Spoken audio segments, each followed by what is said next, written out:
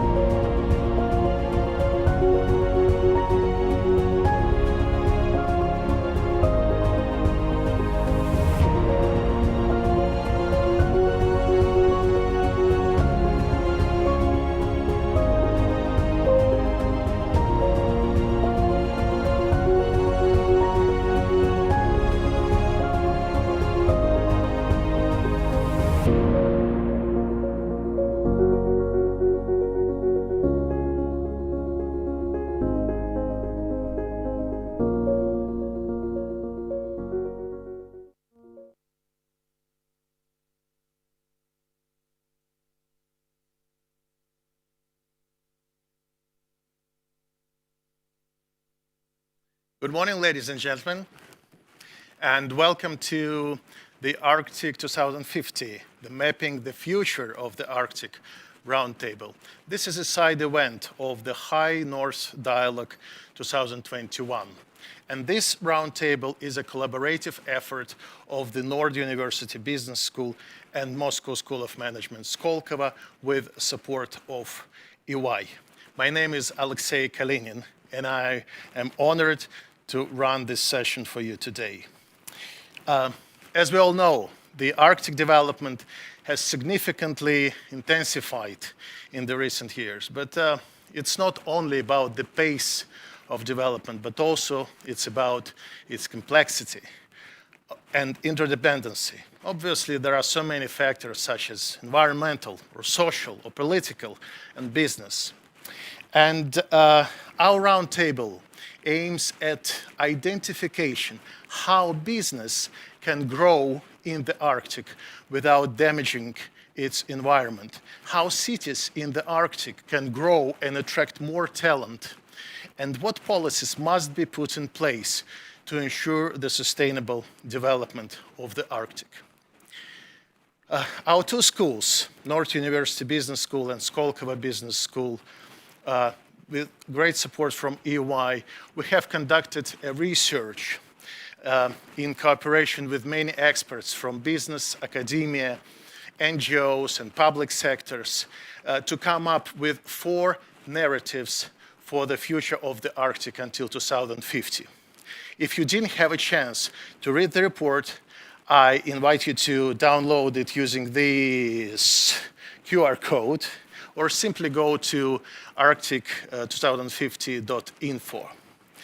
This roundtable was supposed to be a multi-stakeholder dialogue aimed at critically assessment of the proposed scenarios, analyzing threats and opportunities for economies, cities, local communities, and sketching the recommendations for the future leadership agenda for the more sustainable Arctic. Before we start, I would like to introduce our distinguished speakers. First of all, Mr. and Professor Frode Nielsen of the North University Business School. Dr. Alexander Middleton, Assistant Professor at Oulu Business School. Mr. Heidar Gudjonsson, Chairman of the Arctic Economic Council. His Excellency Nikolai Korchunov, Ambassador at Large of the Ministry of Foreign Affairs of Russia and Special Envoy on the Arctic. Ms. Polina Leon, Chief Sustainability Officer of Rosatom Group. Mr. Felix Tschudi, Chairman of the Tschudi Group. Mr. Kjell Stokvik, Director of the Center for High North Logistics. Mr. Tero Varuste, Regional Director for Europe at ICI and also a Global Fellow at Woodrow Wilson Center. Mr. Jan Dusik, Sustainable Development and Governance Lead with WWF Arctic Program. And Anya Renali Konturi, International Affairs Manager, City of Oulu. I kindly ask all the speakers to observe the timing. We expect you to speak for no longer than 5 minutes so that we could have more time for Q&A session at the end of our discussion of our roundtable.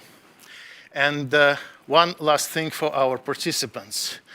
You are more than welcome to ask your questions. You can do it anytime. Just use our Zoom chat to ask your questions. Please introduce yourself, indicate who your question is going to, and well, I have to apologize in advance that we will not be able to take all the questions due to the time limits. But since you are introducing yourself, we will make sure that each of your questions reach out to the speaker, and probably we will be able to follow up after the session. And now I would like to pass the word to our first speaker, Professor Frode Nielsen from the North University Business School, who is going to give his welcoming address on behalf of all the co-authors of the Arctic 2050 report. Frode, the screen is yours. Thank you. For this kind introduction. Mapping the future of the Arctic towards 2015 is a grand challenge. 30 years is quite a lot of time. But I must say, I remember quite well 30 years ago, when I was living in the city of Tromsø, we had a visit from the brand new Soviet icebreaker Baygage on its maiden voyage to Murmansk. On that meeting, we discussed economic potentials, collaboration, possibilities, and it was pretty clear for everyone that icebreakers was the absolute precondition for a possibility to develop the economy and the potential of the Arctic. So the big question now is, what will the next 30 years bring? So we are lucky to have 9 discussions today that will give some perspective on this interesting and quite current topic. And I must say it is quite important to know here that the Arctic is not an unambiguous, clear term, but rather the opposite.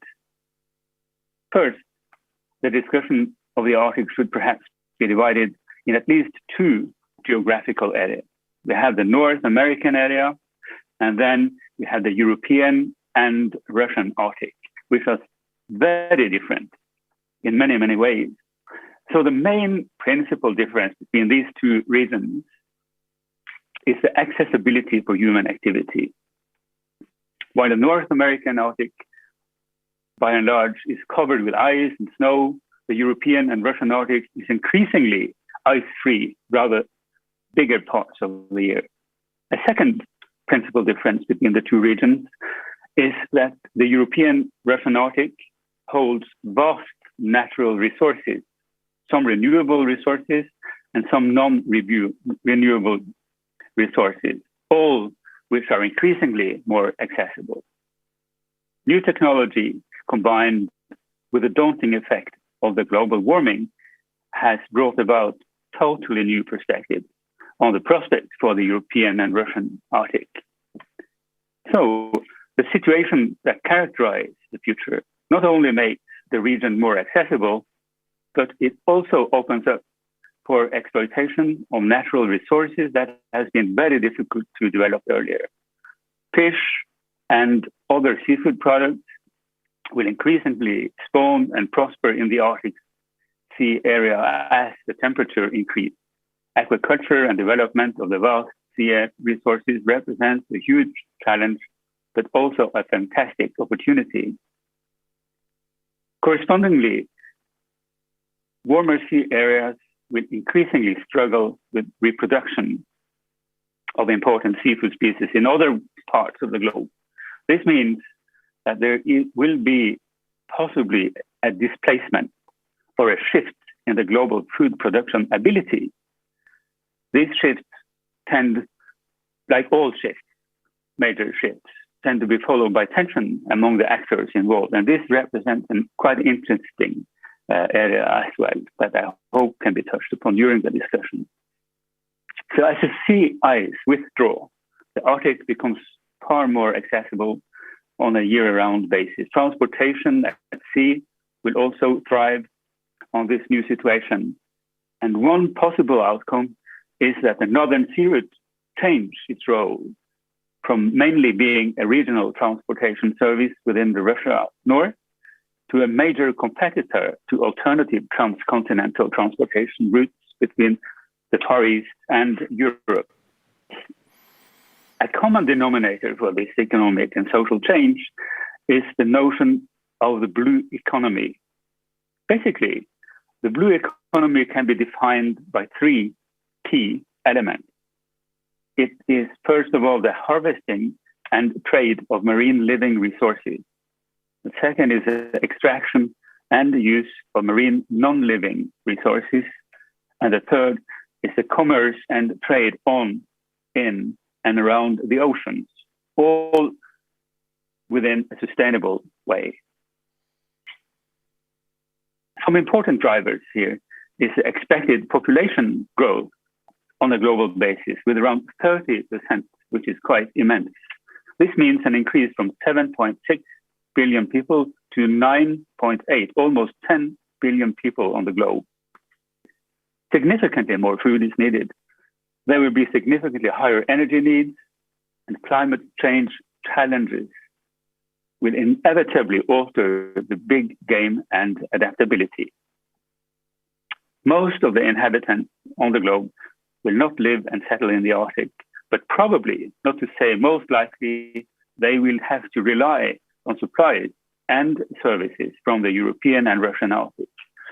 So the big question here is, how will this development affect the population structure and the cost of living in the Arctic region?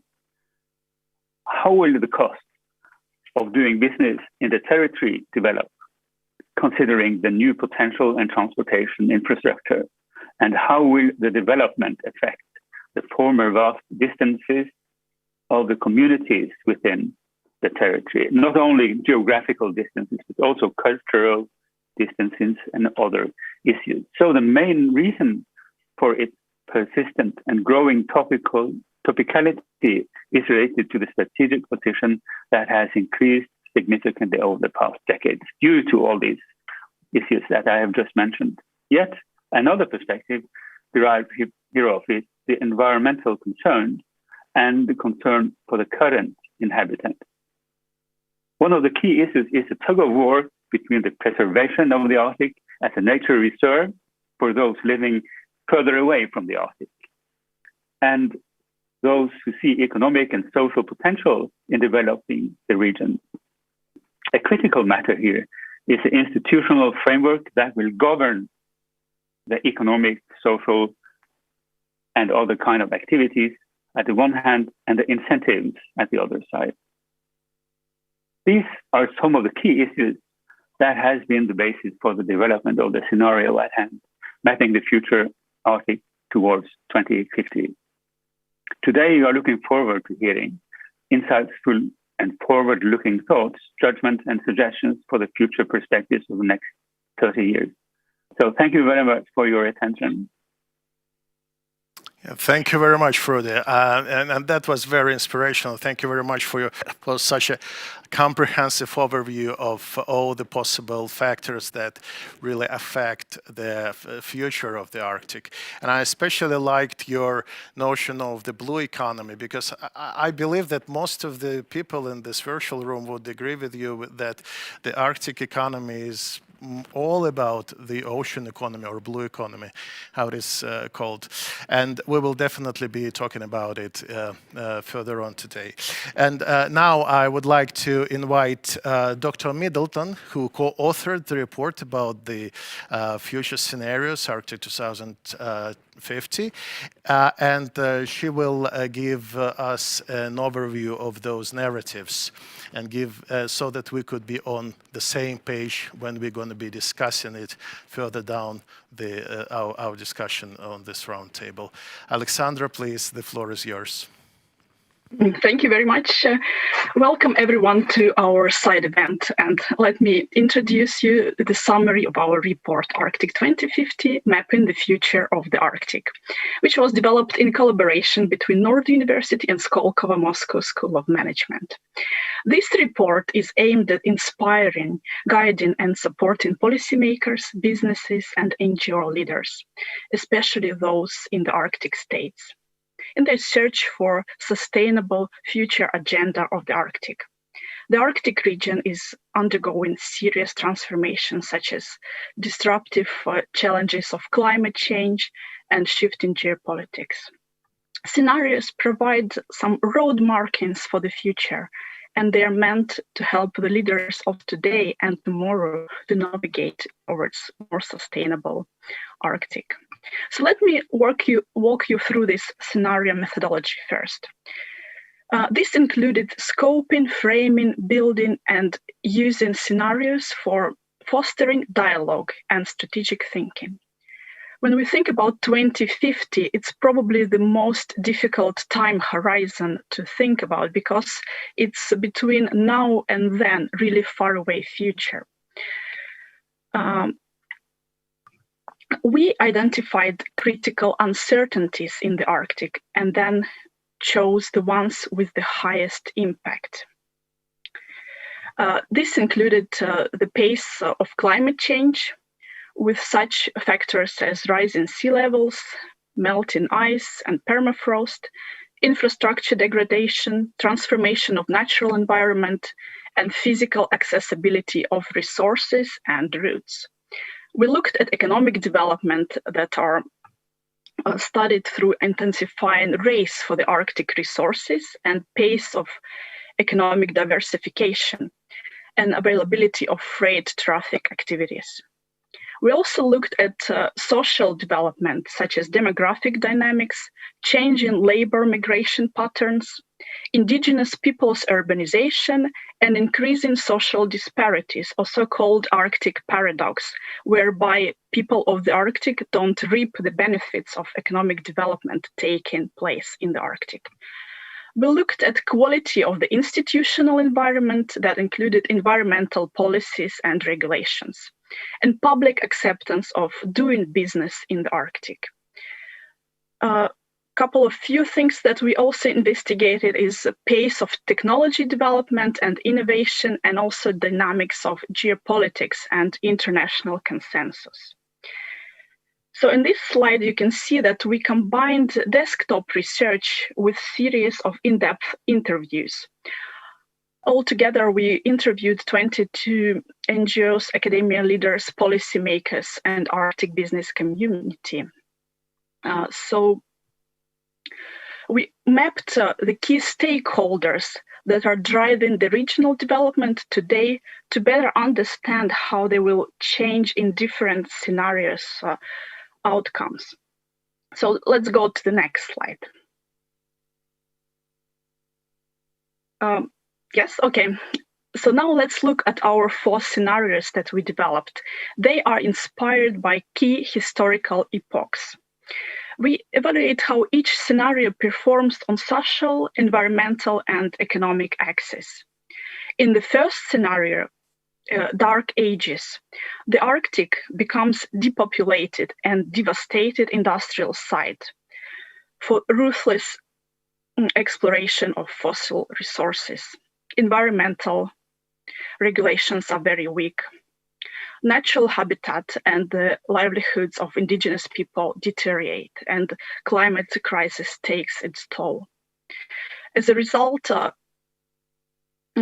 Arctic economy remains only dominated by national states and large companies. The extractive industries prevail. So in this scenario, you see that all dimensions are underdeveloped: social, economic, and environmental. The next scenario is age of discovery. In this one, we have fierce competition for Arctic resources, and it's fueled by state-funded innovation, but there is only fragmented environmental regulation of the Arctic ecosystem is deteriorating. There is also growing militarization of the region, and some even call it the new Middle East because there could be conflict anytime. In this scenario, you see that economic dimension is prioritized all over others. The third one is romanticism. In this scenario, Arctic becomes the showcase for environmental protection.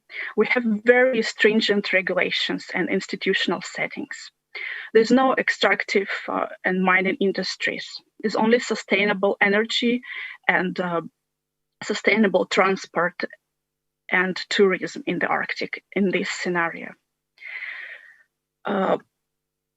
The Northern Sea Route is operated only by green vessels. But at the same time, there is no incentives for developing private industry. So the population declines, and the Arctic is only maintained as a National Geographic showcase of preserved environment. So in this scenario, obviously, it's environmental dimension that overplays all others. And the last scenario is Renaissance. In this scenario, the nations agreed to make exploration of the Arctic just as much as the space exploration, symbol of national cooperation. The government agreed on standards of doing business in the Arctic, and they have support mechanisms and incentives for private business to do research and development. We have Arctic technological platform as valuable as Arctic ecosystems. The Arctic attracts new people and talent to be involved in these innovative decisions and innovative solutions. Arctic cities thrive, and economy is very diversified. So basically, in this last scenario, we have an outcome in which all three dimensions are equally important: social, environmental, and economic. So these scenarios inspire us to think about long-term solutions for the Arctic development that are respectful of nature, traditional livelihoods, and incorporate the latest technology and innovation advances. And I'm much looking forward to hearing your thoughts and insight on our report. Thank you very much. Well, thank you very much, Alexandra. The colleagues, Dr. Middleton has just presented the gist of this research. Obviously, it's a pretty thick book to read, so I strongly encourage you to do that. But at least for now, for this discussion, we are now on the same page about what those scenarios are and what our thinking was behind those scenarios. And now I would really like to open a discussion about the scenarios of the future for the Arctic and the future of the Arctic itself until 2050. And I would like to ask Mr. Heydar Gudjonsson, the chairman of the Arctic Economic Council, to give a start of this discussion. And my question to Mr. Gudjonsson is, Mr. Gudjonsson, would you call the Arctic an attractive business destination? And do you believe that business can grow in the Arctic without damaging the environment? So Mr. Gudjonsson, please. Yeah, thank you. Honored to be here with all of you, and thank you for inviting me. Yes, absolutely. It is a very attractive area to do business. But furthermore, it is helpful to the environment and to the world if more is done in the Arctic. The reason is simple. The challenge in the future is doing more with less. And in the Arctic, we have a proven long-term track record on exactly doing that. There is no area in the world that can boast of a better track record in oil and gas, in mining, in fishing, in basically a sustainable economic development. So I absolutely think that we should, of course, move industries from areas which have less track record, that cannot show responsible economic development, and into the Arctic, where we have exactly been doing very well. So what we will see in the future, as I believe, is that more and more new entrants will come to our area. We see that there are 2 billion people moving into the middle class in Southeast Asia over the next 10 years. And they basically lack the resources that we have in abundance in the Arctic.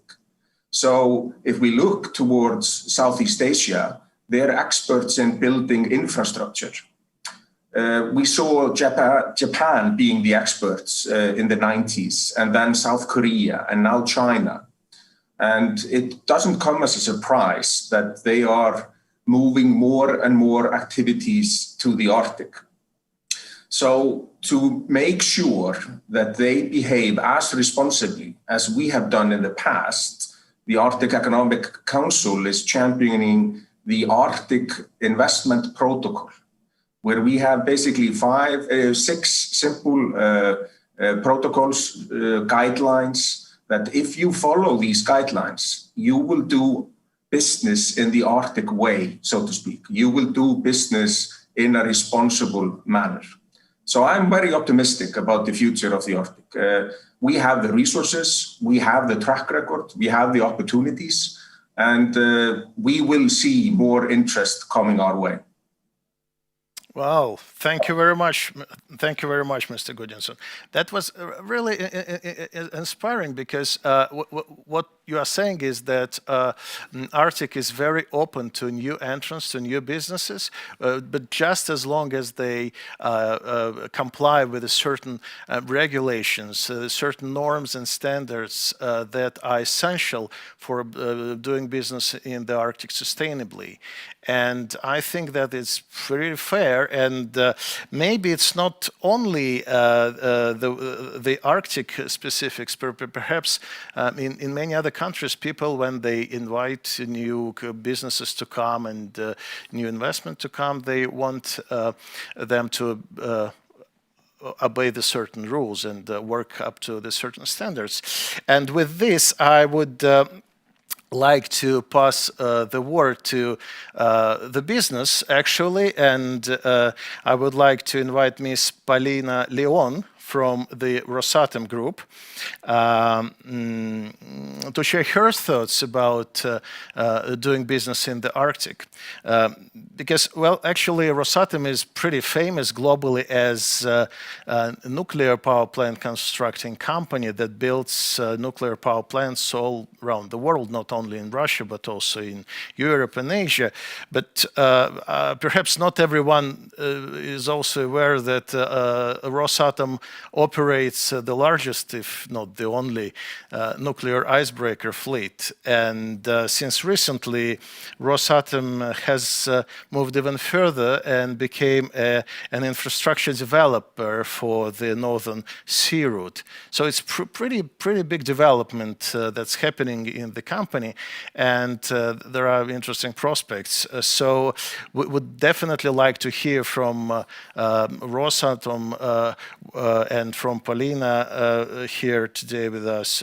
What do you think about doing business in the Arctic? Is it any different from doing business in any other part of the world?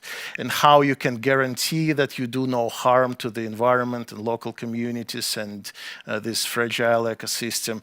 And what is even more important, what do you believe should be the policies and regulations put in place to make sure that your company and other companies can work in the Arctic sustainably? So please, the screen is yours. We're looking forward to hearing your thoughts. Yeah, thank you very much, Alexei. It's really a great pleasure to be part of today's discussion. And actually, you're absolutely right. Rosatom has the only nuclear icebreaker fleet in the world. So here we are. As answering your question, I believe that doing business in the Arctic has its absolutely essentials, because on the one hand, there are plenty of resources. But on the other, ecosystems of the Arctic are ultimately fragile. And of course, we need to keep in mind these geographical specifics. You know, of course, that ESG aspects are now become material for any international business all over the world. And doing business in Arctic is even more demanding in this regard. And this area probably has one of the most integrated ecosystems on the planet, which means anything that happens in the Arctic may cause dramatic changes far beyond the region, specifically in regard of climate change issues. The question is, what is the best pattern of responsible business behavior to ensure the sustainable Arctic development? So basically, ESG standards for business are focused on prevention of the negative impact in some specific area. But I'm not sure that such an approach would be enough to guarantee the long-term sustainability in the Arctic case. As you have mentioned, Rosatom Corporation is nominated by the Russian government to support cargo ships navigation and maritime port infrastructure development for the Northern Sea route.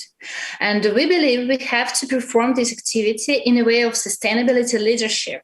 What I mean, we would integrate ecological, climate, and social components into our business model and make ESG effects a part of our business performance results. Let me illustrate what I mean by the sustainability leadership on the example of our general business experience.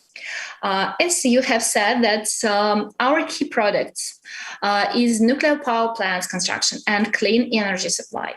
Our usual contract for nuclear power plant construction includes equipment supply, power plant construction, nuclear fuel supply, and personal training. But we consider our responsibility to be much wider. First of all, we understand the impact of the nuclear power plant project for human well-being. If we discover it through the framework of the UN Sustainable Development Goals, we see that we definitely contribute to the Sustainable Development Goals number 7, that is affordable and clean energy, and number 13, that is climate action.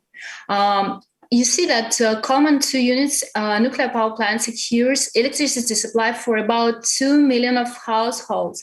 And what is more important, nuclear energy has no CO2 direct emissions. That makes it as clean as wind and solar power. So the climate aspect is really important for us. Also, we create jobs. Let me give you some figures. On the construction phase, there are up to 10,000 people on the nuclear power plant side. And for the operation period, there are about 3,000 of employees. And we support their professional training, as most of them need to be high qualified. Developing infrastructure is also one of our priorities. For example, in Bangladesh, Rosatom has constructed a cargo terminal on the river. And also we were implemented coast protection works and consolidation of the riverbed.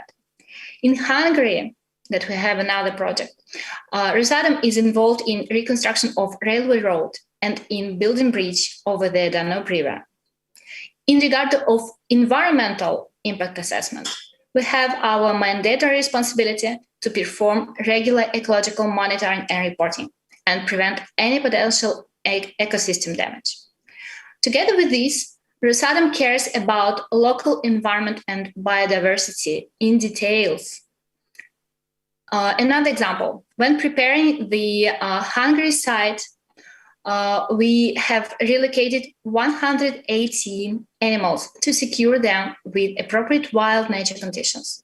In our project in Finland, we have waited for the frogs several months winter sleep to move them with comfort away from the construction territory. So that's quite a small effort, but we are focused to do this. As for our social responsibility, we understand the huge impact of our projects on people's life, both for Rosatom employees who need to be relocated with their families from Russia to another country, and for locals whose moderate day-to-day living is disturbed by this huge construction project. We understand that we need to talk with local a lot, so usually we establish information centers. We organize some kind of cultural exchange and local dialogue.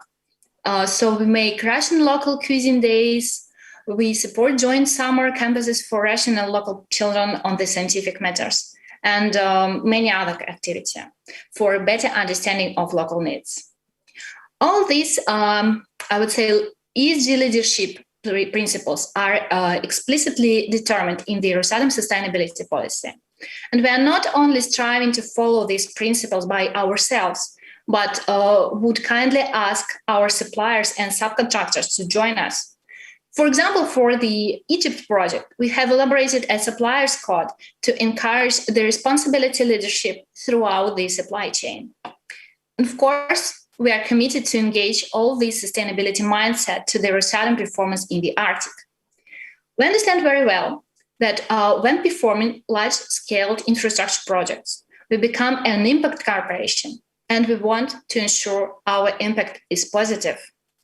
We hope that all our colleagues who take on doing business in Arctic would share our vision. And here we believe that it should be an ESG proactive business who drives development of a specific Arctic sustainability code as a basic regulatory frame for doing business in Arctic. Such a code would be applicable only if it is based on real business experience and involves best ESG practices. And to do this, we need to have a trusted dialogue with other businesses, governments, policymakers, NGOs, and academia to ensure their sustainable and prosperous Arctic future. So that is our vision. Well, thank you very much, Paulina. Actually, I think that the sleeping frogs are unbeatable. So that's outstanding. I didn't know that you kind of have plenty of such stories. This kind of company could care of sleeping frogs. But anyway, on a serious note, I really like the fact that you link whatever you are doing with the Sustainable Development Goals, which is obviously important, and you have demonstrated the experience of doing business in sustainable way in many other parts of the world. But what I really liked is your idea of the Arctic Sustainable Business Code. I think it has a lot to do or a lot in common with the Arctic Investment Protocol that Mr. Gudjonsson mentioned. So perhaps you two could work together and invite more and more companies to join so that it could be a collaborative effort that would guideline other businesses into the Arctic. Well, thank you very much again for your presentations, for the presentation and for the frogs especially. And now I would like to pass the word to Mr. Felix Chudi, chairman of the Chudi Group. And Chudi Group is one of the most important players in the Arctic logistics. And the general understanding is that logistics in the Arctic and shipping in the Arctic is getting easier since the climate change and ice melting. But probably it's not as simple as that. And I would really appreciate, Mr. Chudi, if you could share your thoughts and ideas about what's your prospects of the future of the business in the Arctic in general and logistics specifically. So please, the screen is yours.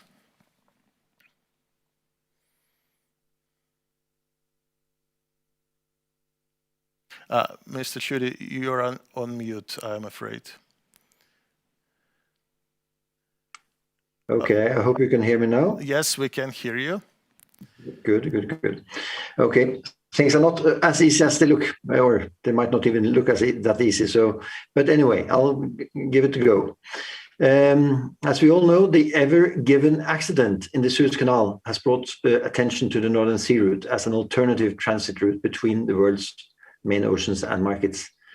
And I would like to try to outline a future scenario, which is not as long as yours till 2050. It is actually till about 2031, 10 years from now, which I think is in fact realistic if the circumstances so will. But I think it's important to keep the main arguments against the NSR in mind when I go through my scenario. These arguments are high cost of transportation, environmental damage, and the disappointing statistics regarding transits so far. By 2031, the perception of the NSR as an environmental threat has been turned into one of environmental benefit. The fuel is mainly LNG with onboard carbon capture technology, collecting all emissions, including black carbon. LNG is bunkered at the eastern and western entrances of the NSR, as well as along the Siberian coast. The bunker vessels or bunker facilities are obliged by law to receive and dispose of the CO2 in environmentally approved and verifiable ways. The LNG as fuel means there is no risk of oil pollution in connection with accidents. By 2031, the NSR is considered the most environmentally sound transportation route between East and West, combining a shorter route with zero emissions. The catalyst for this was the Russian federal program introduced in 2023, which financially incentivized low-emission NSR transits, while at the same time penalizing higher emission solutions. The discouraging statistics of NSR transits in the early 2020s changed direction from 2023, when the Russian regulations giving cargo preference to Russian flag and Russian-built vessels for Russian Arctic cargoes were lifted. This meant that international shipping companies invested in suitable tonnage alongside Russian owners to overcome the lack of ice-class vessels and thereby establish the critical mass required for a competitive freight market to function. This gave the confidence to cargo owners and resource project developers not to fear lack of transport capacity and the costly ordering of dedicated fleets for each new project when considering investments. So much for the 2031 NSR scenario. I would now like to move on to highlight another possible Arctic development towards 2050. The Arctic is a region where gas and clean energy meets minerals and metals. Its vast resources of natural gas and a great potential for renewable electricity from wind and hydro can be converted into blue and green hydrogen. By combining these input factors, the Arctic could become a platform for green industrial processing. Lack of green electrical power will be an issue also in the Arctic. One solution is the floating nuclear plant installed by Rosatom at Pevek. Other solutions can be extensive onshore and offshore wind farms based on the enormous wind resources of the region. In the medium term, low-emission semi-processed products combined with sustainable shipping solutions and short transportation routes to the main markets could turn the Arctic into one of the world's green solutions, rather than the opposite, as is sometimes argued. The above developments also benefit the local indigenous populations, which will gain access to competitive transport solutions for their produce. The new sustainable industrial activity will create the basis for retaining young people, which is the precondition for viable Arctic communities, whether indigenous or not. The aim must be to create livable and thriving Arctic societies while supplying the world with environmentally friendly products produced sustainable in sustainable ways. One other precondition for this development is the availability of infrastructure, such as ports, being able to serve the developments inside and outside of Russia. In addition, north-south connections through the Russian river system or by railways, such as the Arctic Corridor project from Kirkenes through Finland to Europe, should be further developed to fully utilize the potential of the NSR. But of course, for all this to happen, we have to avoid the present geopolitical storms blocking the developments. And the governments have to create a conducive playing field, i.e. they have to give the right regulatory framework for these developments to take place. But as an eternal optimist and believer in Arctic exceptionalism, this is something the Arctic nations, not least Russia and Norway, have managed before and will manage again. Thank you. Thank you very much, Mr. Schroeder.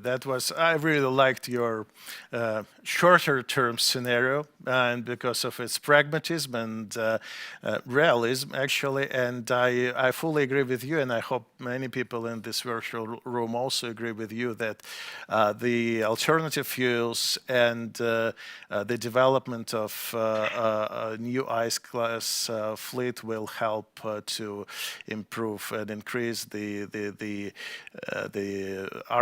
sustainable Arctic shipping traffic.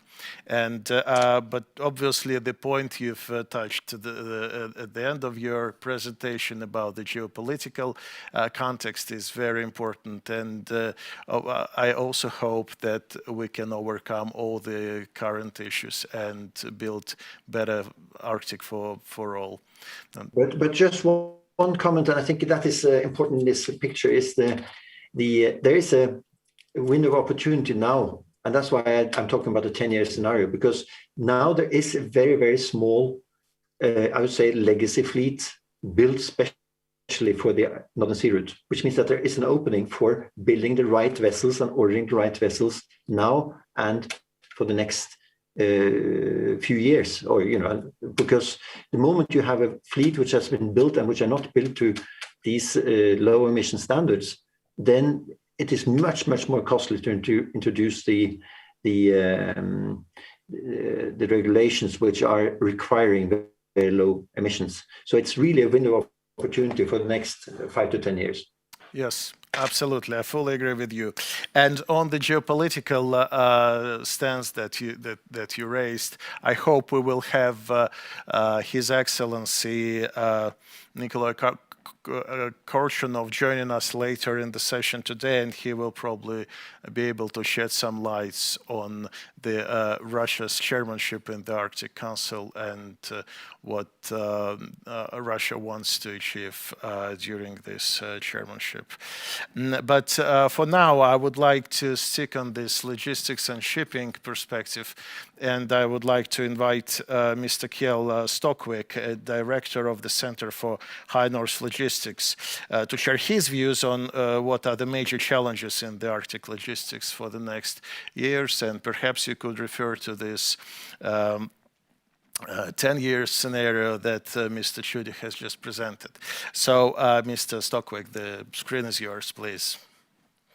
Thank you very much, and thank you for inviting us. And first of all, I have to congratulate our chair, Mr. Felix Tschudi, with the appointment of the High North Hero yesterday. Well-deserved prize. And it's, of course, due to that, it's very difficult to go up against his scenarios. So we, of course, support his thinking. As you know, the blocking of the Suez Canal recently created a lot of attention along the Northern Sea route.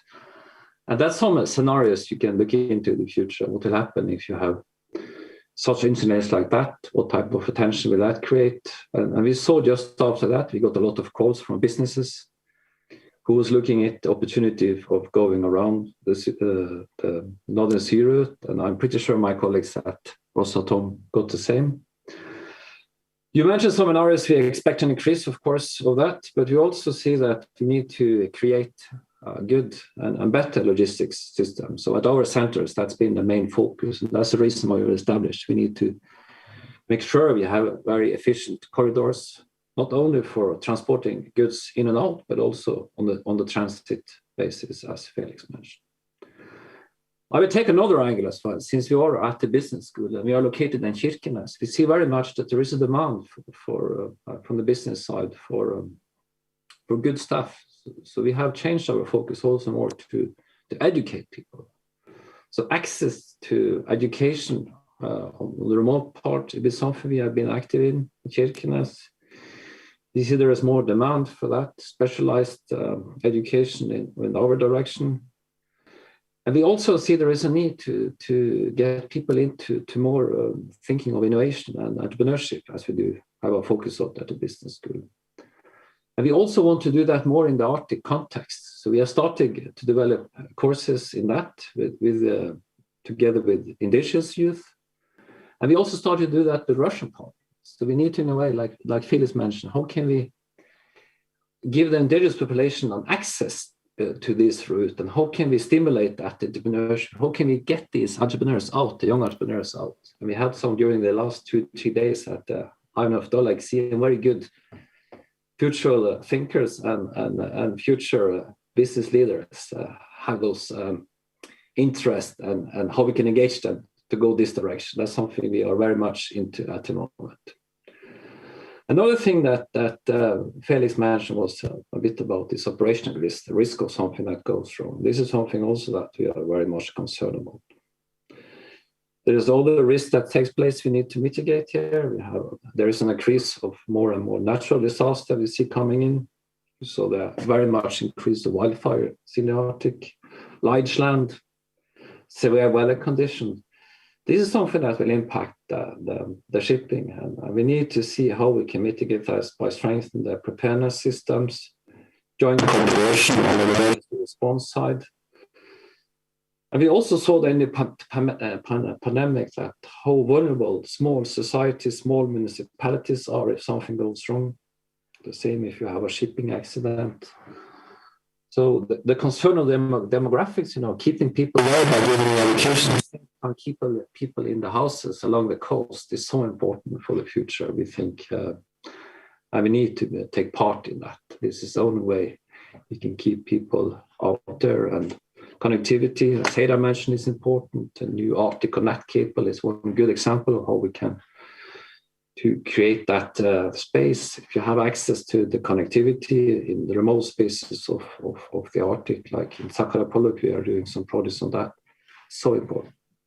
Green shift, Felix mentioned that we see that. So we're looking much into that. We see there will be a change. We have discussions in there several days looking at hydrogen, blue, yellow, other type of production of ammonia. How can we get this over to take part in the shift of moving from fossil fuel to fossil-free fuel is important for us. And finally, at our point in Kirkenes, we are sitting together with all the institutions like the Barents Secretariat. We have the Capital Fund for East Europe. We know we'll have a Chamber of Commerce office there. We are trying to see how we can increase and get the business people to do more cross-border, and that's been a struggle for us. We need to establish that, like in the investment protocol, take it into action. We need to see how we can get the possible for more investments. We can use this capital fund we have in Norway, not only in Serbia and Macedonia, but also in Russia that we had the attention for. And least not last, we need for us to get more capital fund to the Arctic, and how can we create that and attract the good investment? That's something we're very much into. So I think I will stop there. And you see, I went a bit out of the shipping sector as well. So thank you. Thank you very much. Thank you very much, Mr. Stokvik. I fully agree with you that Arctic needs more investment, more innovations to come. But what I especially liked in what you said was your notion of talent and education. We need to engage Arctic people into those innovative developments and into that growth. But also, we should probably work on creation an attractive environment for more and more talent from other parts of the world to come to live and thrive in Arctic. Thank you very much again, Mr. Stokvik. And I can see that we have His Excellency Nikolai Korshunov, who has joined the session. So I would like to pass the word to him. And Your Excellency, while you were not with us yet. There have been a number of questions raised about the geopolitical context in the Arctic and how it affects the business development. And obviously, many people are wondering what's going to be Russia's chairmanship in the Arctic Council about in the next couple of years. So we would really appreciate hearing from you your thoughts, and if you could just link that to the business development and what in your view needs to be done to support the sustainable growth of the business in the Arctic. The screen is yours, Your Excellency. Good morning or good afternoon, dear Alexei, dear colleagues, friends. First of all, I would like to thank the authors for a very interesting, eye-opening report on the future of the Arctic. In this regard, I would like to note the importance of the predictive studies that allows us to form a vision of the Arctic in the future 2050. The prepared study is a good contribution to these common efforts. It is important that the study has an international dimension, which allows for a more balanced and holistic vision of the region. At the same time, we perfectly understand that the life often turns out to be more diverse and complex, making its own judgments to the drawn up schemes.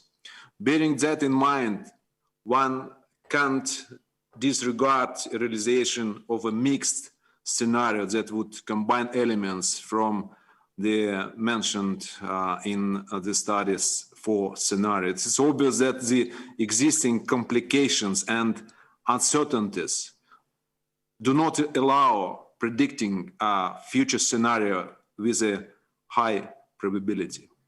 In my opinion, the most attractive of the scenario in this report is the Renaissance scenario. But as the life always proves, the ideal case remains ideal in theory. In this regard, it obviously makes sense to work out the probability of the particular event's occurrence, identifying factors that determine the corresponding development of its inhibition, including the correlation of goals and objectives of the main players and stakeholders in High North, the level of economic and social development of countries, the settlement of bilateral issues, including the delimitation of maritime spaces, the level of trust and credibility between the state of interaction and relations development between the countries, including on security issues. So it's mentioning the preconditions for such scenario seems to be very important. All these factors in turn determine the parameters and the quality of Arctic governance, its compliance with the challenges of today and the future, which is largely a derivative of the national Arctic policies and strategies of key players. It seems for me that it is difficult to view the task drawing the scenario through the angle of the fourth industrial revolution, which all 8 Arctic states are entering already. The role of the disruptive technologies in development of the Arctic. Then it is also worth on focusing on the future role and the current and future role of the Arctic as a contributor to the shift, green shift and energy transition. Arctic as its role in terms of providing resources, rare metals, materials, energy and transport solutions for that in the future. Also, and with that arriving another task to place the future Arctic in the context of the global development and such scenario, but by using also maybe in a more extent manner the quantitative methods of analysis in this regard. For example, analyzing the Arctic states economy in high north. For example, Alaska, if we take Alaska for example, we could observe the decline in GDP during recent 2 or 3 years. What will be the projection of that in the future? But that is the different with the development of the Russian zone of Russian zone in the Arctic. So I mean that kind of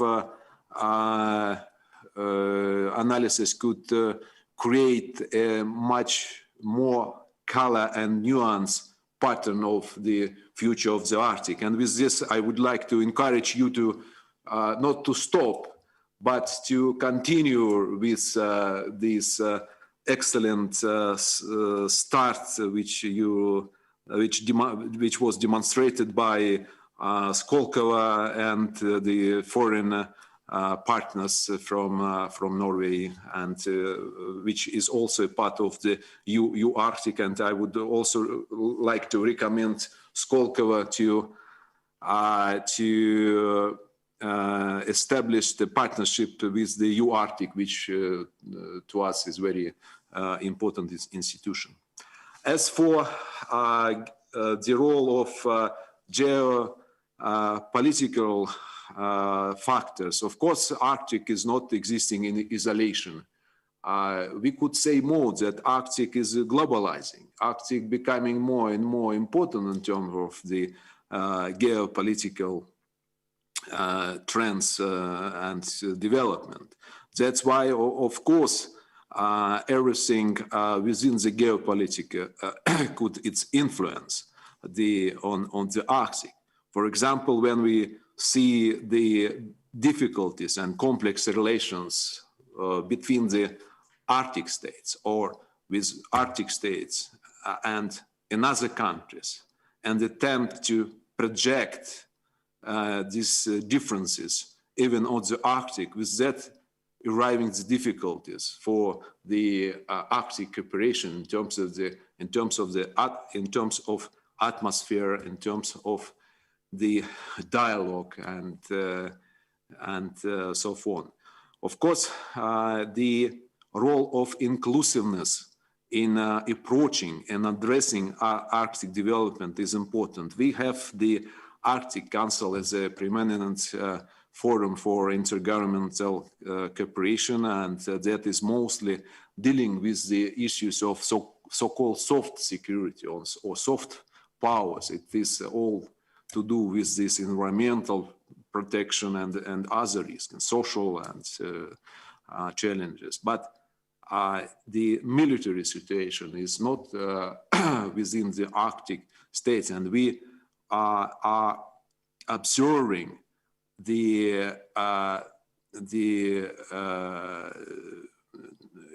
such development which we would like not to welcome in the high north. Mainly it's with the internationalization of the military activities of non-Arctic states in high north recent time. Of course, for that we need to find the right place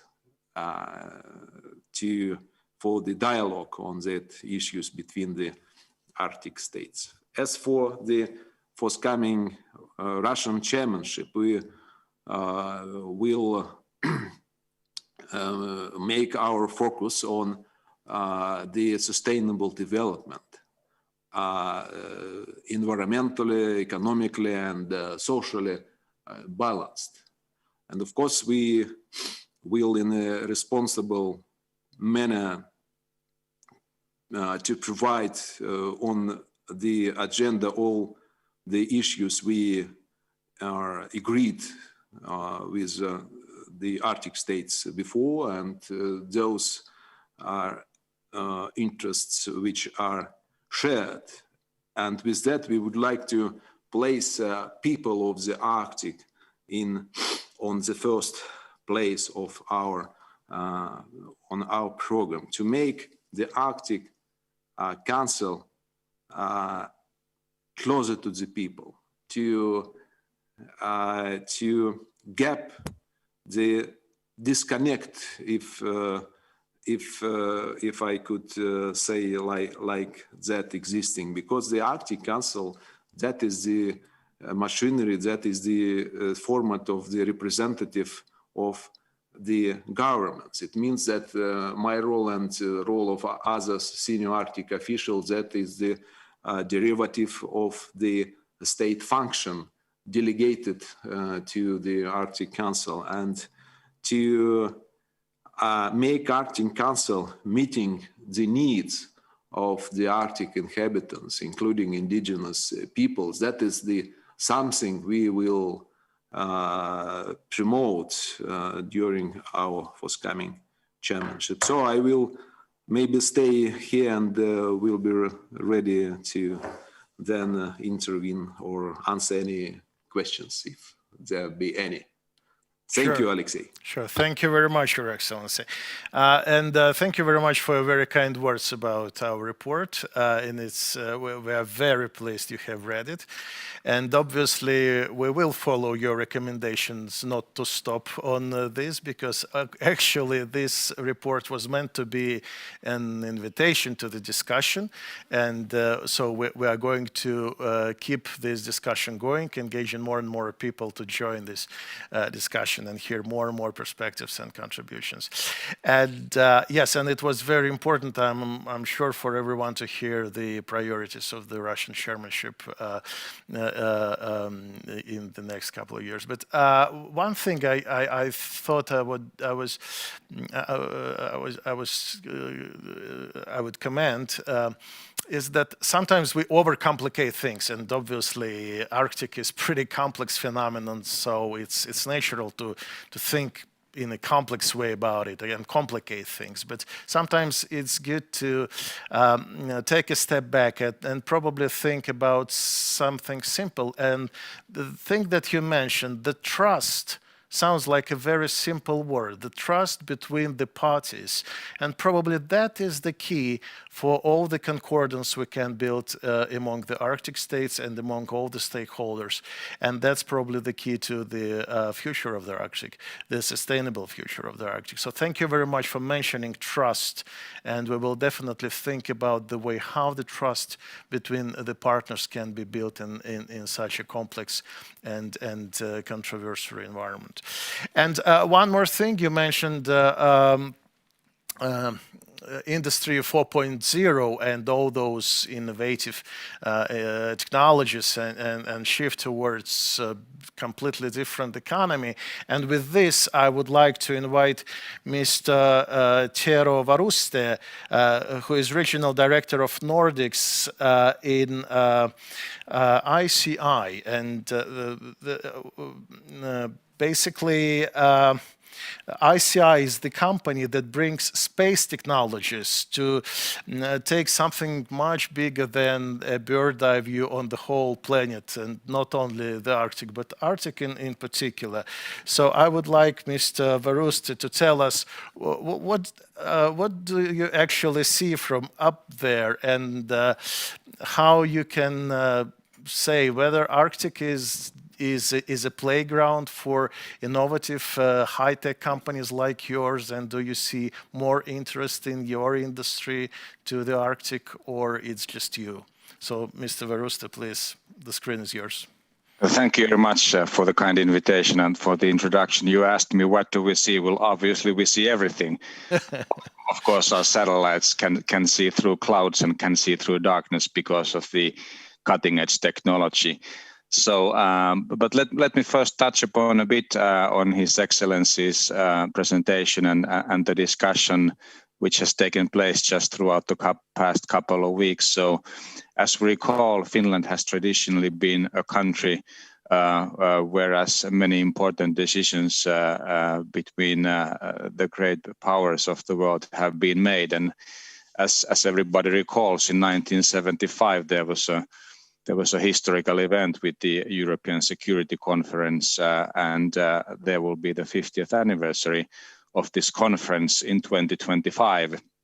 And just last week, our president, Mr. Niinistö, explored the idea of rejoining in 2025 in terms of Arctic flavor, and he has invited initially such a conference to take place, and also there is an invitation for the presidents of Russia and presidents of United States to meet again in Helsinki. So we are very much looking forward to these opportunities and events. He just addressed the black carbon issue yesterday in an event with the Finnish Arctic Society, which is of high importance for the Arctic developments.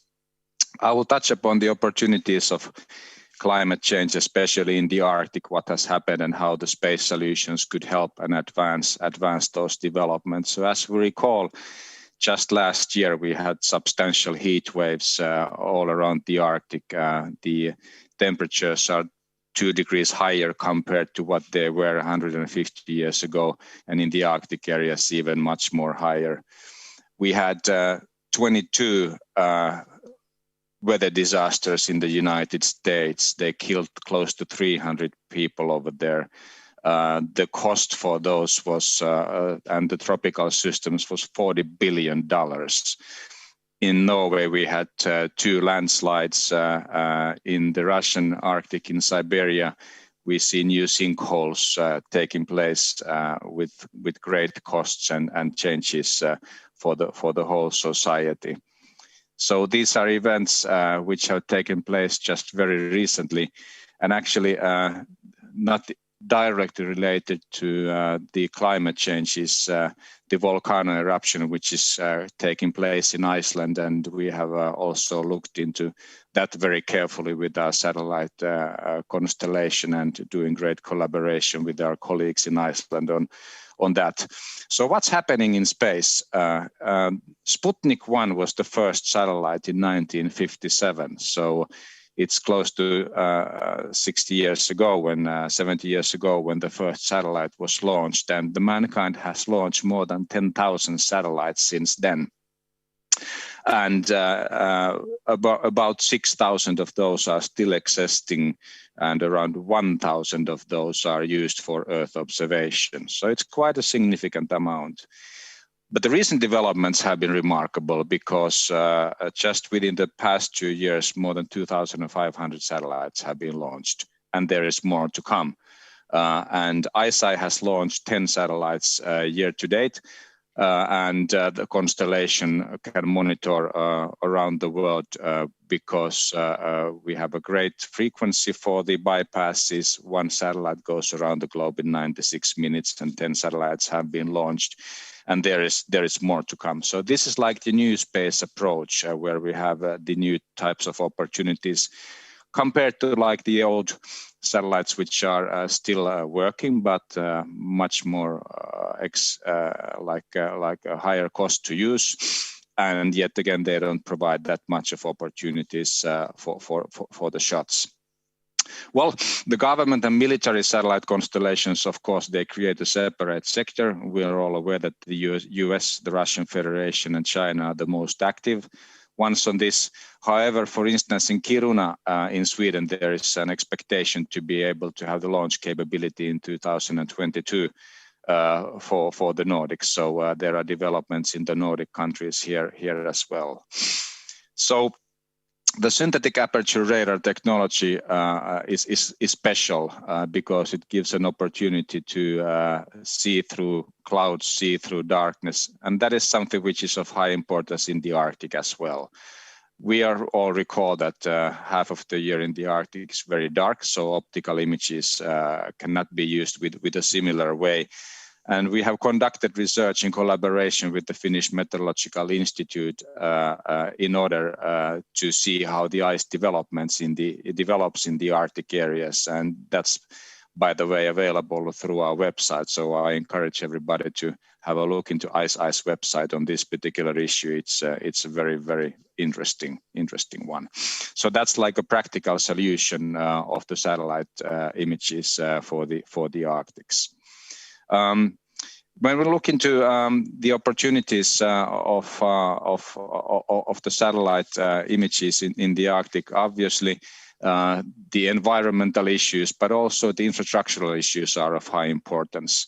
So we have had this dialogue between the industry as well as the environment, and trying to balance the things. So the satellite images can be a great help for this development to really balance and to assess different types of changes in the environment. We call this like the interferometry technology, where you can really see what happens. So for instance, with the Icelandic volcano, we looked into that for 2 weeks in advance. And when you take images and make a comparison of what's happening with the interferometry, you can really foresee so what's coming up. So this gives great opportunities for the sustainable developments in the Arctic. So Finland is available for the international collaboration, and ICEYE has the name of ICEYE, and it comes from the Arctic, as the initial business idea of ICEYE was really the Arctic ice. But obviously these satellites go around the globe, so there's a lot of other opportunities as well. But still, ice is nice. Thank you very much. Thank you very much, Mr. Veruste. Ice is really nice. I fully agree with you. And thank you very much. I think that what you're doing is great, because you help business and policymakers and governments make better informed decisions. And it's not only about what has already happened, but what is going to happen. And that's actually the way how your technologies and solutions help us work with the future, and that's really great. And I also hope that your example of your very successful business in the Arctic will inspire more and more companies from digital telecommunications to come to Arctic and do their business as well, because I'm sure that there is a huge space for this kind of technologies in the Arctic. And but you've obviously touched upon the question of the climate change and environmental issues, and that's kind of a natural bridge to our next speaker. I would like to invite Mr. Jan Dusik from the WWF Arctic program to share with us his opinion on what's going on in the natural environment of the Arctic. And here is definitely, it will be very interesting to hear whether, Mr. Dusik, you believe that business can grow in the Arctic without damaging the environment and the ecosystems. So please, Mr. Dusik, the screen is yours, actually. Thank you very much, and congratulations on the comprehensive and appealing report. And I agree with Tero Vauraste that ice is nice, but unfortunately it's quickly disappearing, and that's why we are looking also into the future. I have 5 points that I wanted to share. First is that it's important to look at the long-term vision and to see the short-term gains in that long-term vision, and that's where such scenario planning is very useful. We are just coming out of the summit of President Biden, which discussed the climate commitments of different countries, and that also counts for the Arctic. And basically, the speed and the extent of climate change means that we cannot afford additional pressure for the Arctic people from unsustainable exploitation. So we need to find a way which reflects on what's coming with climate change and how that enables doing business in the Arctic.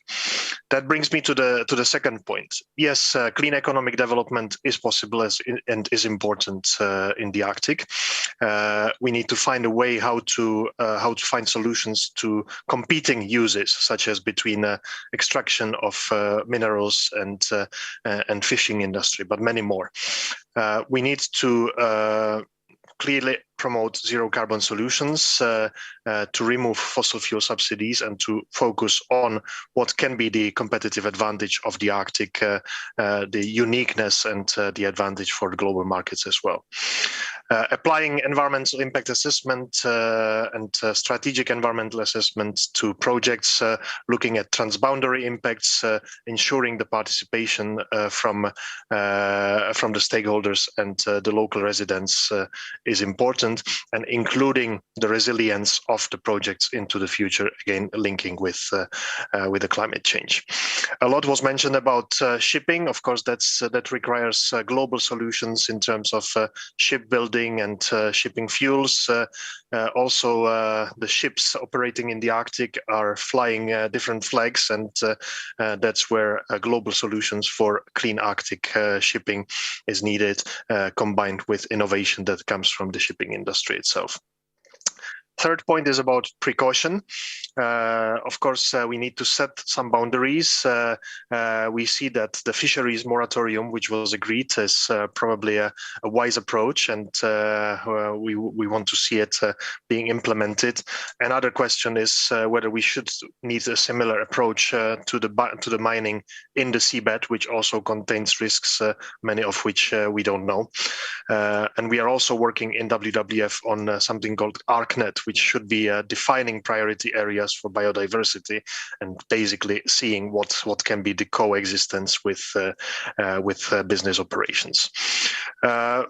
Finally, I would mention the governance issue, which is important to be fit for purpose for the changing conditions, and that's where, of course, the Arctic Council and the Russian chairship of the Council will play an important role, together with a strategic plan that hopefully will be completed in the Arctic Council, and that will correspond more to the long-term vision that could relate to the different modeling. And the green opportunities from the current difficult situation with COVID pandemic, and the opportunities for green recovery and green jobs would be useful to look at. One important thing is that the indigenous peoples' engagement is vital, and I think that from now on they should be invited to every table where the Arctic future is discussed. So, in conclusion, yes, sustainable business in the Arctic is possible, but it will not be achieved by just adding the word sustainable after we have spoken about business as usual. And thank you again. Well, thank you very much, Mr. Dusek. I think, WWF is famous for being a very good partner for the business in helping the business to become more and more sustainable. And what we understand is that, and not many people really know that you are not just an environmentalist organization, you are a huge think tank, and everything you do is scientifically grounded, and that what really helps business to become more and more sustainable and act in a more sustainable and responsible way. And thank you very much. Your point is taken. We will next time definitely invite representatives of indigenous peoples. And actually, we tried, but we failed this time. But we will definitely do better next time. And it was not on purpose that we omitted them from this discussion, of course. And with this, I would like to pass the word to Ms. Anne Ranneli-Konturi from the city of Oulu to share her views on what are the major challenges of the Arctic cities for the next 20-30 years, and what the role of the business in overcoming those challenges. What business can do for the Arctic cities to be better off in the next 20-30 years. So please, the screen is yours. Thank you very much. I'm very honored to be here today to join this discussion. I give my regards from the city of Oulu, which is the 5th largest city in Finland, with 200,000 people. We say that we are a city of contrasts, standing bravely on the northern edge and heading for a cultural climate change. This was given as a promise in our European Capital of Culture 2026 bid yesterday. Our city is also one of the founding members in Arctic Mayors Forum, a network of leaders from northern local governments within the 8 Arctic nations. We aim to collaborate for the better future, but also to advocate the interests of local people and communities in Arctic nations. Therefore, I have been very pleased today when I have been listening to this discussion and reading these scenarios and the reports, which all recognize the role of people and cities in building the future. Anyway, we all see that picturing the future is not easy. And as scenarios very well describe, there are a number of trends that may act as a driver of any future developments. For example, if you look at the Arctic Mayors Forum cities, you can see that they are all different. They have different historic, geographical and socio-economic conditions and needs, and all this will affect their choices for the future. But what we share is that even very different from each other, we are all living organisms of communities, and therefore we are the ones who can provide the access to the people in these areas. The pandemic that has altered every aspect of urban life within a year or two. It has devastated especially the retail, tourism industry, culture, and even industries, which are all very important source of income and jobs in Arctic cities. Cities and regions all over the world have been in a front line responding to the pandemic. And we will be in front line also when building back and better, I hope. So I would only say that let's not waste a good crisis, but use it as a game changer. It's truly the time to work together now. I think the main question is that how do we recover sustainably while still keeping everyone on board? There is no Arctic future without one important resource, the competent people and especially young people. We need to ask ourselves what would make young people and families to choose the Arctic as their partner in life. We need people, but we also need to ask, are we truly ready to welcome new people also outside the Arctic and integrate them to our communities? For the future, we need investments in human capital. We need sustainable, well-functioning, lively cities and communities. We need good education opportunities, exciting free time, and above all, we need high-quality jobs, attracting also new people outside of the region. Therefore, we need entrepreneurial mindset and investors, investments, connectivity. After all, sustainable growth and jobs are made in local innovative companies in a close dialogue with local communities, as said before. Moreover, people and leaders of this region, we need to be on the driver's seat when building the future of the Arctic together. And this is reasoning behind the Arctic Mayors Forum. Mayors want to have a say. What we see is an empty observer seat in Arctic Council, and we would like to occupy that. We were very happy to hear that that it was said that the Russian chairmanship will put people on the focus. We would like to do that as well, and we urge all international governance stakeholders to create mechanisms to consult and involve local governments in the Arctic future. So to end, my desirable future in the Arctic is that this region becomes the most resilient region in the world through pursuing a good balance between social, economic, environmental, and cultural standards in all development policies. I really like that sustainable mindset mentioned by Alexandra. We also need a collaborative, borderless mindset along with it. Thank you. Oh, thank you very much. Thank you very much, Ms. Ranali Kontori. Yes, and thank you very much for mentioning that we paid a special attention to the northern cities because with the average urbanization rate in the Arctic at around 70%, which is probably not the most immediate thing that comes to mind to most of the people in the world.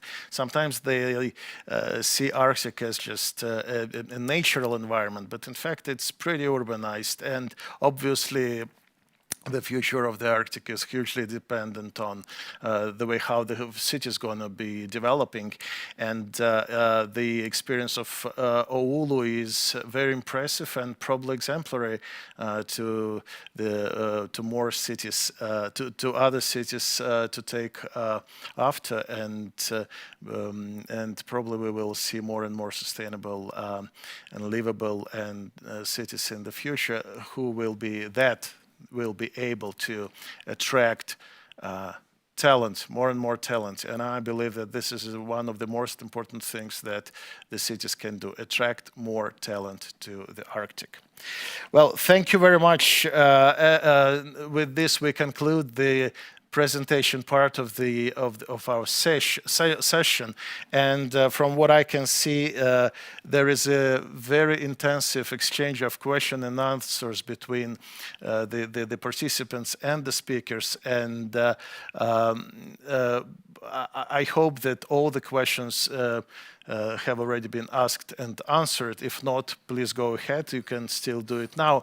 And what I would like to do now is to invite all the participants to vote for one of the scenarios, but not the one you like, not the one you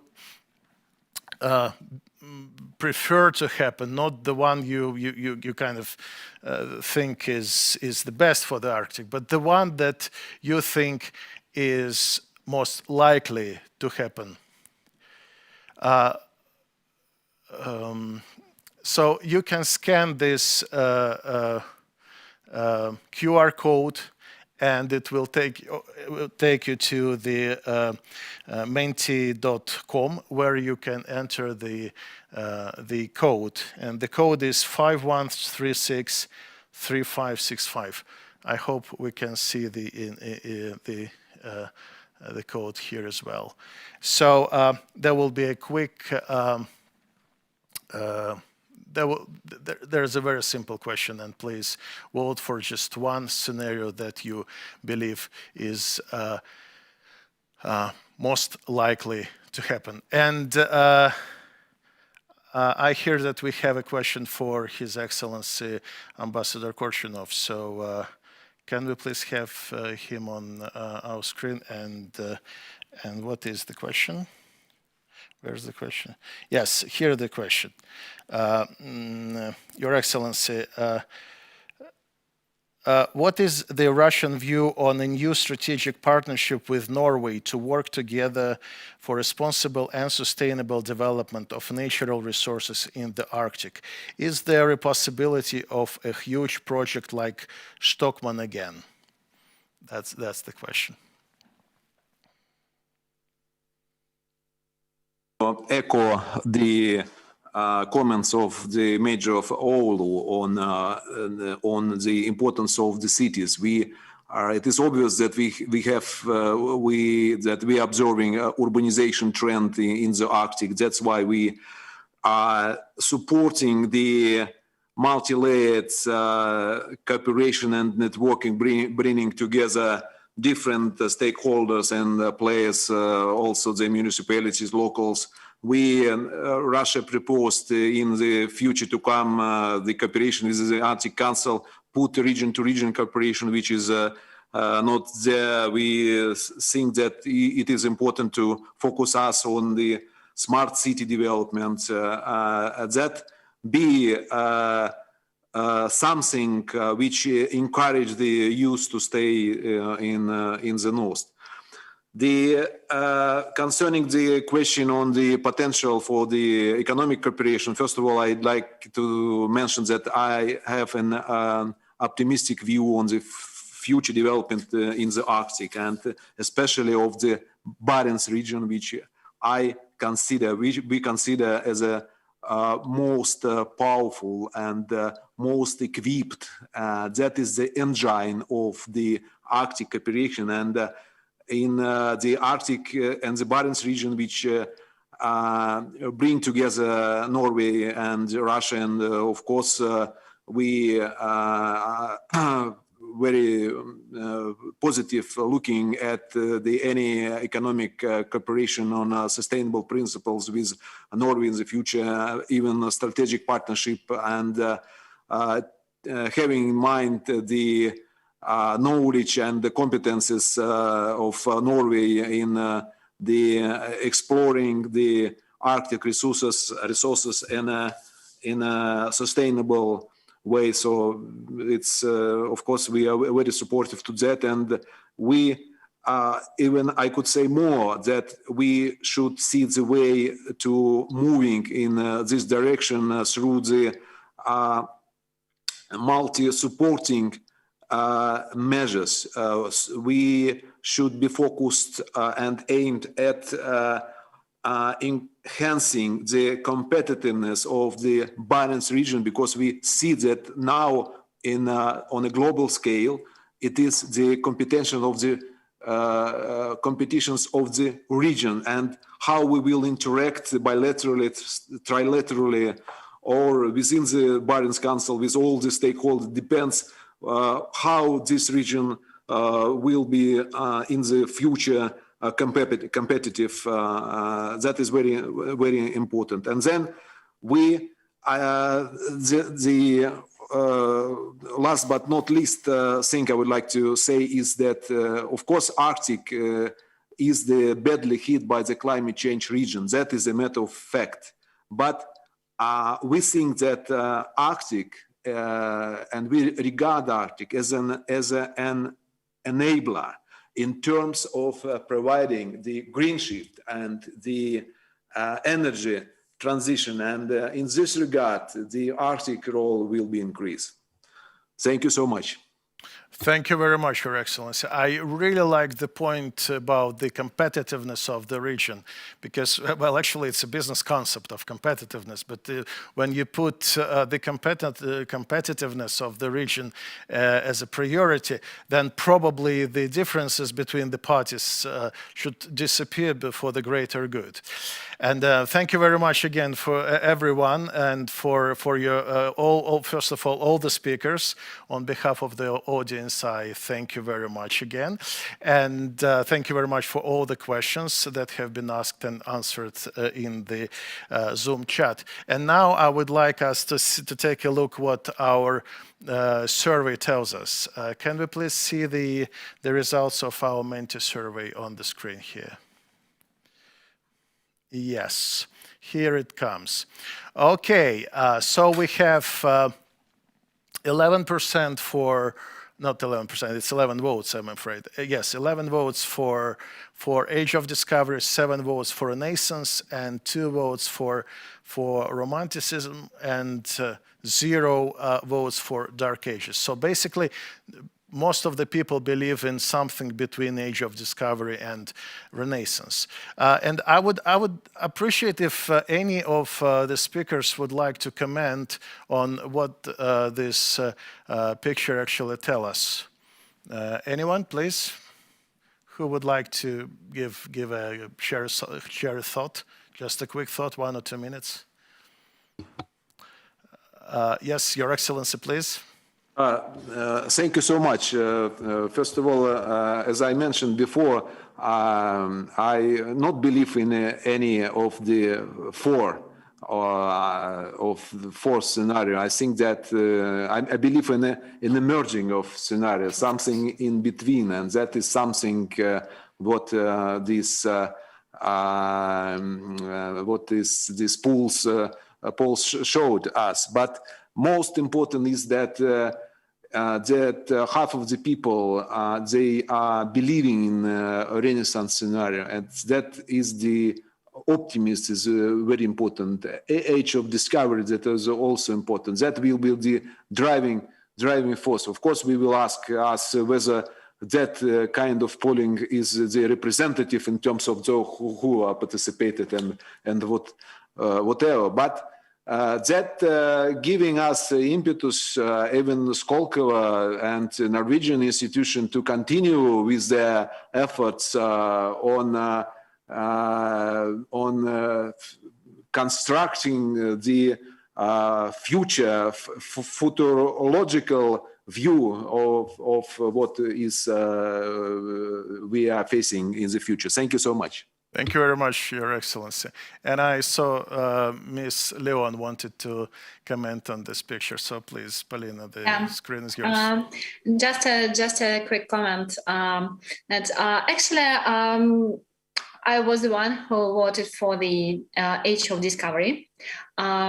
Actually, I like more the Renaissance scenario, but I believe that in a short period of time, maybe next couple of years, it would look more likely the age of discovery, just because it's very difficult, to develop a working policy, an efficient working ESG policy, just that would suit everyone, that would fit the business activity, and so we will have quite a long. I think that we will have quite a deep discussions. There are very much participants in this would be involved in this discussion. So I believe that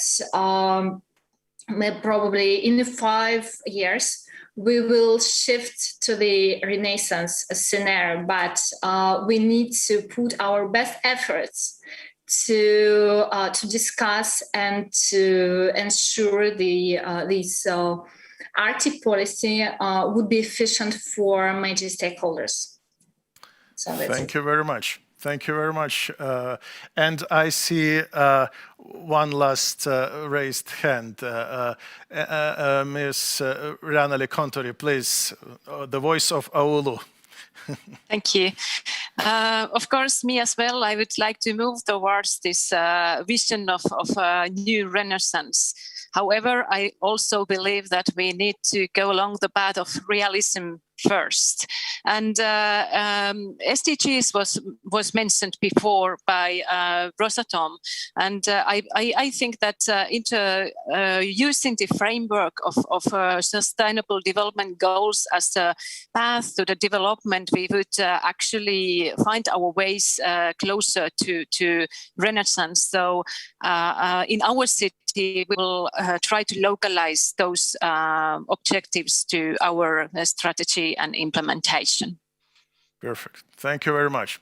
So with this, I would like to conclude our session, and I would like to thank everyone, first of all, our speakers and our participants, the audience, for the participation, for such an inspiring exchange of views and perspectives and ideas. And I think that we are going to keep this discussion open, because what was said is that we need to talk more, to come up with a common vision, to come up with common rules of the game, how we work in the Arctic, how we work together. And I think that there is a huge space for improvement of what we've got here now. And I think that's a very interesting concept of moving through the age of discovery to renaissance. And I think this is probably the most realistic way of moving forward. And thank you very much again. Everyone who didn't have a chance to read the report, please do so. Please visit ARCTIC-2050.info. There you can upload your papers, if you have some, to share, because we want this to become a real knowledge hub of the discussions around the future of the Arctic. And you also can post your questions there. Some questions have not been answered, and we will try to make sure that they will reach out to the speakers and experts, and will be followed up later. And with this, thank you very much again, everyone, and let's call it a session. Thank you and goodbye, and see you in the next discussions. Thank you very much.